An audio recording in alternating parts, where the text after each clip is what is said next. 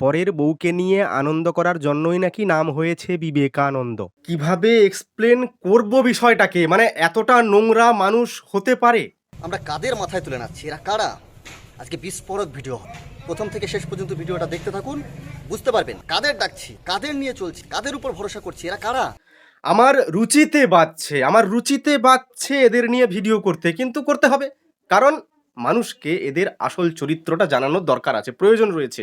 মানুষ এদের মাথায় তুলে নাচ্ছে, মানুষ এদেরকে মাথায় তুলে নাচ্ছে, প্রভু মনে করছে। কিন্তু এদের আসল স্বরূপটা কি? এরা আমাদের দেশের মহাপুরুষদের, মনীষীদের সম্পর্কে কি ধরনের বক্তব্য বলে, এদের কি ধারণা, আপনাদের জানতে হবে সেটা।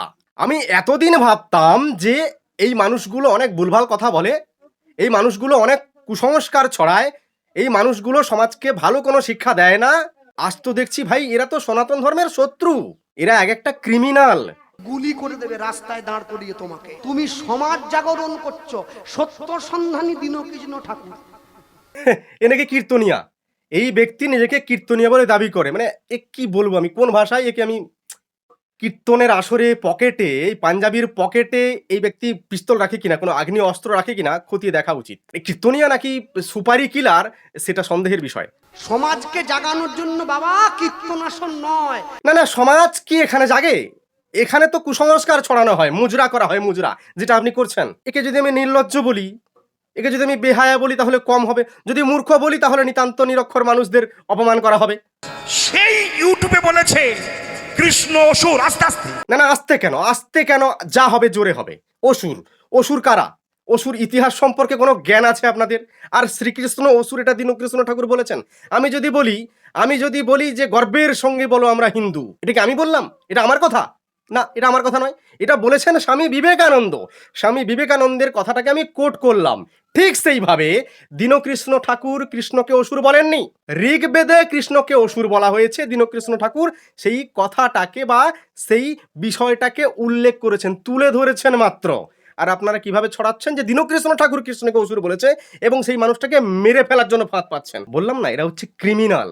নিজেদের ধর্মগ্রন্থগুলোতে কি রয়েছে সেইটুকু নলেজ এদের নেই। এরা হয়ে উঠেছে তত্ত্ব সম্রাট, বড় বড় কীর্তনিয়া, কথাবাচক। যে মানুষটা গ্রন্থগুলো পড়ে রাত দিন মেহনত করে সঠিক তথ্যগুলো তুলে মানুষের কাছে আনছে, সেই তথ্যগুলো যদি ভুল থাকে, তাহলে কার ভুল? কার ভুল?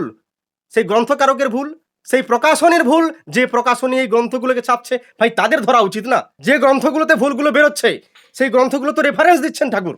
রামায়ণ থেকে, মহাভারত থেকে, বেদ থেকে, উপনিষদ থেকে, গীতা থেকে, যেই গ্রন্থের মধ্যে ভুরি ভুরি ভুলগুলো ধরা পড়ছে, সেই গ্রন্থগুলোকে ছুঁড়ে ফেলে দাও ডাস্টবিনে। বলবে কিনা মুঘলদের আমলে, ইংরেজদের আমলে লেখা হয়েছে, এগুলো দূষিত করা হয়েছে।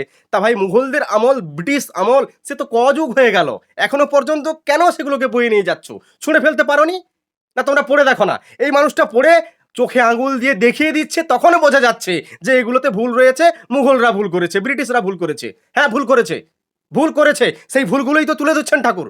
তাহলে যদি ব্রিটিশরা ভুল করে থাকে, যদি মুঘলরা ভুল করে থাকে, যদি মুঘলরা, ব্রিটিশরা এই ধর্মের অপমান করার জন্য, এই ধর্মকে কুলসিত করার জন্য এই চক্রান্ত করে থাকে, তাহলে যে মানুষটা সেই গ্রন্থগুলো, সেই ভুলগুলো তুলে ধরছে সমাজের সামনে, মানুষের চোখে আঙুল দিয়ে দেখিয়ে দিচ্ছে, সেই মানুষটার ভুল কি করে হতে পারে? এই গ্রন্থের ভুল। যদি মুঘলদের ভুল হয়, যদি ব্রিটিশদের ভুল হয়, সেই গ্রন্থগুলোকে ছুঁড়ে ফেলুন। কিন্তু সেটা পারবে না, কারণ এদের উদ্দেশ্য অন্য কিছু। এরা কুসংস্কারের ব্যাপারী, ক্রিমিনাল, ক্রিমিনাল। এবারে এদের হাটে হাঁড়ি ভেঙে দেওয়ার সময় হয়েছে, আর চুপ থাকলে হবে না। এদেশের মনীষীদের সম্পর্কে এদের কি ধারণা আপনারা শুনুন, কান খুলে শুনবেন। একটা কল রেকর্ড যেটা চলবে, এবার শুনবেন, মন দিয়ে শুনবেন। বিবেকানন্দের সঙ্গে অগ্নি নিবেদিতার অবৈধ সম্পর্ক আছে। আপনি যদি এই কথাটা রামকৃষ্ণ মিশনের স্বামীজিদের জিজ্ঞাসা করেন, ওনারা কিন্তু চেপে যাবেন। আমি আপনাকে একদম আসল ঘটনা তুলে ধরছি, বুঝেছেন? বিবেকানন্দের নামটা তারা দিয়েছিল, বিবেকানন্দ মানে হচ্ছে বিবিকা আনন্দ, মানে পরের বউকে নিয়ে যে সুখ ভোগ করে। আচ্ছা, বুঝেছেন? তারপর থেকেই ভগ্নী নিবেদিতা ডিপ্রেশনে যেতে শুরু করেছিলেন। চিনতে পারছেন এটা কার গলার আওয়াজ?